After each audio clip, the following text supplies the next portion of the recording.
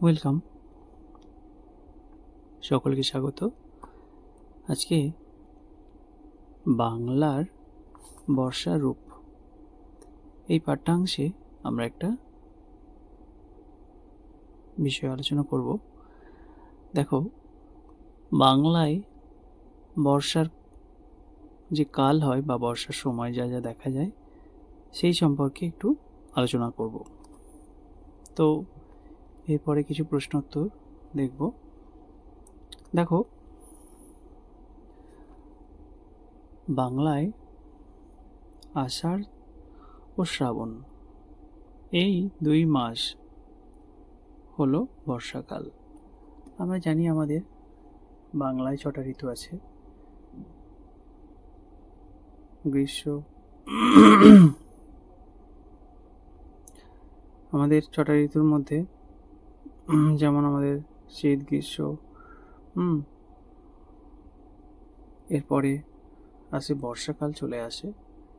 আমাদের 6টা ঋতুর সবটা দেখা যায় না, তার মধ্যে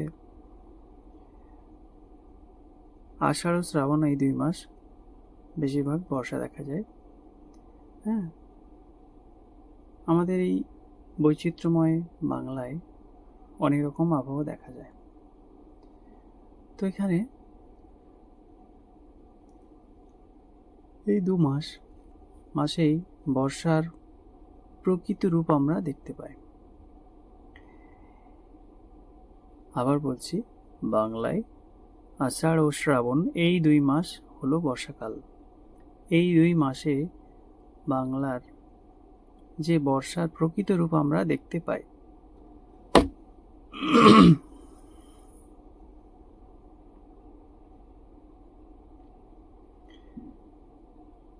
আর বর্ষার প্রাকৃতিক দৃশ্য হয় অপূর্ব।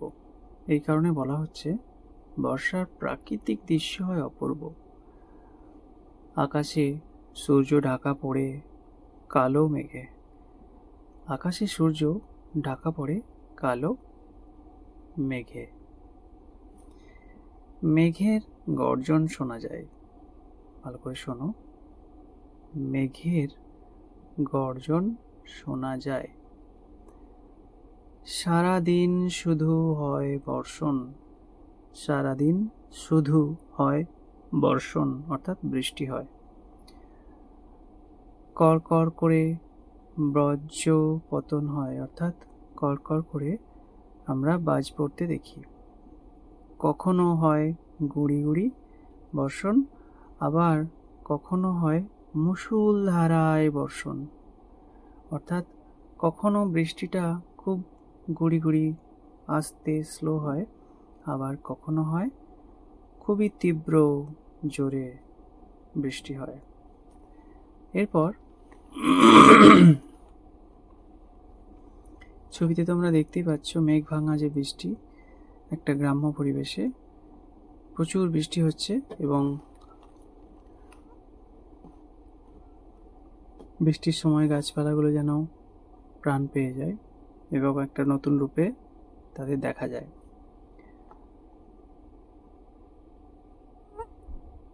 বর্ষা শুরু হতেই প্রাকৃতিক রূপ যায় বদলে।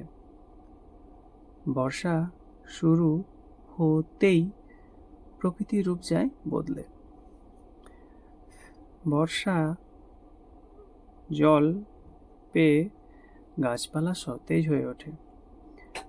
বর্ষার জল পেয়ে গাছপালা সতেজ হয়ে ওঠে।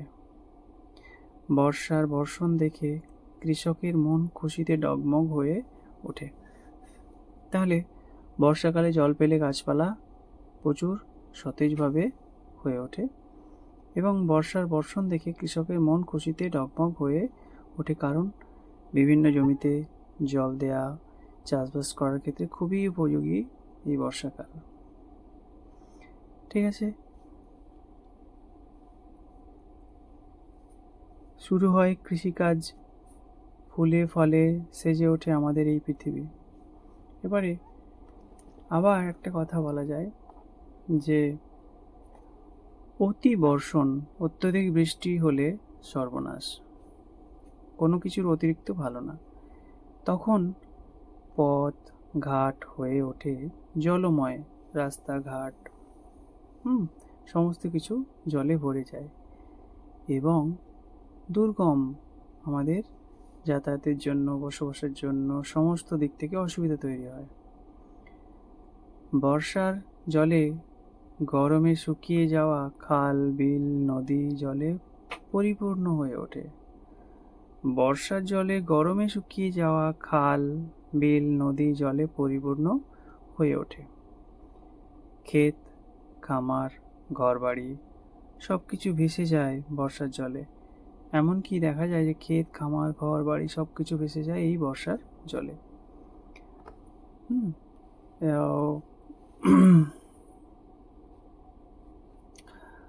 তা ছাড়া গরু, বাছুর, ছাগলদের অবর্ণনীয় দুর্গতি হয়। আমাদের বলা যায় যে তাছাড়া গরু, বাছুর, ছাগলের অবর্ণনীয় দুর্গতি হয়। মানুষের দুর্গতির শেষ থাকে না। মানুষের দুর্গতির শেষ থাকে না। বেশি বর্ষণে ধান গাছের ক্ষতি হয়। বেশি বর্ষণে ধান গাছের ক্ষতি হয়। এই সময় মানুষের নানা রকম রোগ দেখা যায়। এই সময় মানুষের নানা রকম রোগ দেখা যায়, কারণ বর্ষার সময় বিভিন্ন দূষণ জাতীয় বিষয়গুলি ঘটে থাকে। তবু বর্ষা আমাদের কাছে আশীর্বাদ স্বরূপ। তবু বর্ষা আমাদের কাছে আশীর্বাদ স্বরূপ। তার রূপ অবর্ণনীয়। তার রূপটাকে আমরা বর্ণনা করতে পারি না। ঠিকমতো বর্ষা হলে প্রকৃতি আমাদের শস্যে ভরিয়ে দেয়। ঠিকমতো বর্ষা হলে প্রকৃতি আমাদের শস্যে ভরিয়ে দেয়। অর্থাৎ ঠিকঠাক বর্ষা হলে আমাদের চাষ বাস, ফল, সবজি সমস্ত চাহিদা পূরণ করে দেয়। ঠিক আছে, এরপরে আমরা এই যে পাঠ্যাংশটা পড়লাম, পাঠ্যাংশের বিভিন্ন শব্দার্থ অর্থাৎ শব্দের মানেগুলো আমরা একটু জেনে নেব। চলো দেখা যাক।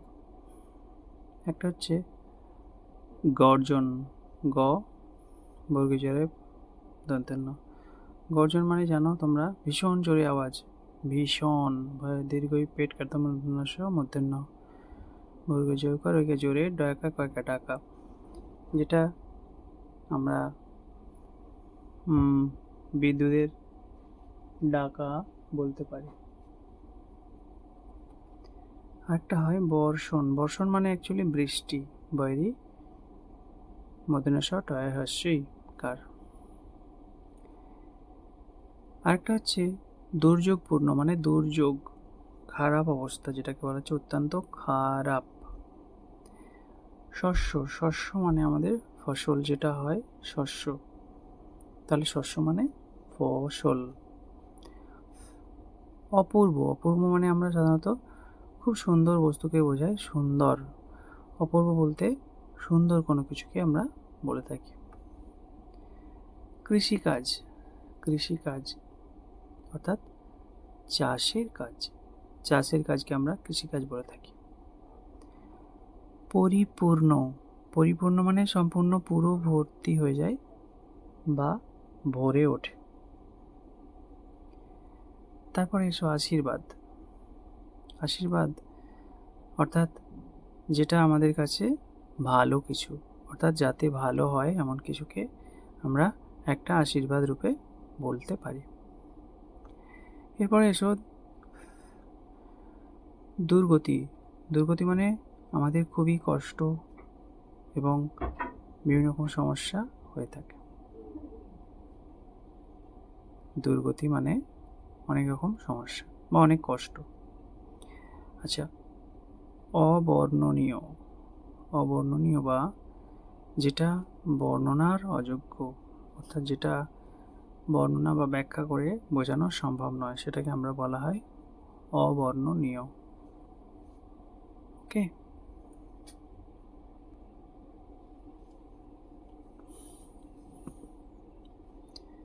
এসো চলো আমরা 6 দাগে দেখো কিছু প্রশ্ন উত্তরে এমসিকিউ আছে, সেগুলোকে আমরা একটু দেখে নিই। আচ্ছা, বন্ধনীর সঠিক উত্তরটি পাশের টিক চিহ্ন দাও। আচ্ছা, কয়েকটা কি বলছে? বাংলায় আষাঢ় শ্রাবণ ভাদ্র আশ্বিন, এর মধ্যে এই 2 মাস বর্ষাকাল, কোনটা হবে? আষাঢ় শ্রাবণ না ভাদ্র আশ্বিন? আমরা এই চ্যাপ্টারে পড়েছি আষাঢ় শ্রাবণ হচ্ছে বর্ষাকাল, তাহলে অপশান এটা কারেক্ট হবে। কয়েকটা দেখো, বর্ষাকালের প্রাকৃতিক রূপ কুৎসিত না অপূর্ব? আমরা এটাও পড়েছি বর্ষাকালে প্রাকৃতিক রূপ অপূর্ব, অর্থাৎ খুবই সুন্দর, এটাতে ঠিক হবে। গয়েরটা, বর্ষাকালে আকাশের সূর্য ঢাকা পড়ে, অর্থাৎ বর্ষাকালে আকাশের সূর্য ঢাকা পড়ে সাদা বা কালো মেঘে। আমরা দেখেছি যে বর্ষাকালে আকাশের সূর্য ঢাকা পড়ে কালো মেঘে। অন্যান্য সময় মেঘ সাদা বা হালকা পেঁজানো তুলোর মতো হয়, কিন্তু বর্ষাকালে সূর্য কালো মেঘে ঢাকা পড়ে। বর্ষাকালে চাষিদের কাছে আশীর্বাদ না অভিশাপ, দুটো কোনটা হবে? অ্যাকচুয়ালি বর্ষাকাল চাষিদের কাছে অভিশাপ না আশীর্বাদ? অবশ্যই আশীর্বাদ, কারণ বর্ষাকালে গাছপালা ভরে ওঠে, চাষের কাজ আরম্ভ হয়, তাহলে বর্ষাকাল চাষিদের কাছে একটা আশীর্বাদ। এরপরে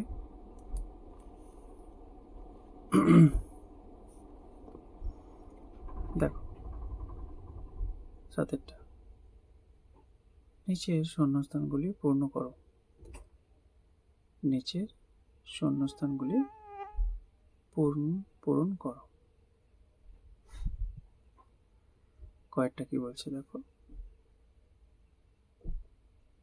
বাংলায় আষাঢ় শ্রাবণ এই 2 মাস হলো বর্ষাকাল। বাংলায় আষাঢ় ও শ্রাবণ এই 2 মাস হলো বর্ষাকাল। তারপরে আকাশের ড্যাশ ঢাকা পড়ে কালো মেঘে। আকাশের সূর্য ঢাকা পড়ে কালো মেঘে। আকাশের সূর্য ঢাকা পড়ে কালো মেঘে। গয়েরটা দেখো, বর্ষার জল পেয়ে ড্যাশ সতেজ হয়ে ওঠে। বর্ষার জল পেয়ে গাছপালা সতেজ হয়ে ওঠে। গয়েরটা, ড্যাশ শুরু হতেই প্রকৃতির রূপ বদলে যায়। বর্ষাকাল শুরু হতেই প্রকৃতির রূপ বদলে যায়, তাহলে গয়েরটা কি হবে? বর্ষাকাল বা বর্ষণ শুরু হতেই প্রকৃতির রূপ বদলে যায়। 8টা দেখো, সঠিক উত্তরটি টিক চিহ্ন ও ভুল উত্তরটিতে ক্রস চিহ্ন দাও। তাহলে কয়েকটা দেখো, বর্ষায় প্রাকৃতিক দৃশ্য হয় অপূর্ব। অবশ্যই বর্ষায় প্রাকৃতিক দৃশ্য হয় অপূর্ব, অবশ্যই এটা ঠিক দেওয়া হবে, করে দেখাবে তোমরা। তোমরা প্রত্যেকে খাতায় লিখবে এবং উত্তরগুলো করে আমাকে জানাবে।